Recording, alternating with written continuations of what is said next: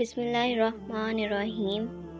لیث نے بیان کیا، ان سے عقیل نے، ان سے ابن شہاب نے، ان سے عروہ نے اور ان سے عائشہ رضی اللہ تعالیٰ عنہ نے بیان کیا۔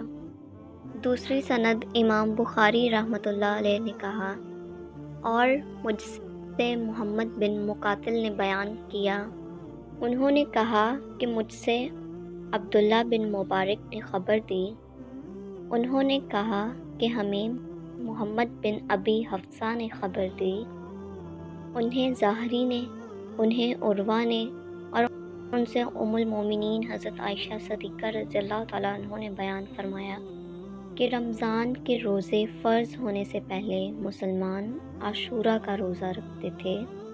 عاشورہ ہی کے دن جاہلیت میں کعبہ پر غلاف چڑھایا جاتا تھا۔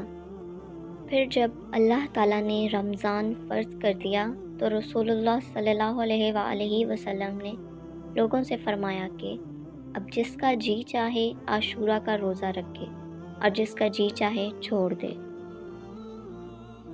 صحیح بخاری حدیث نمبر 1592۔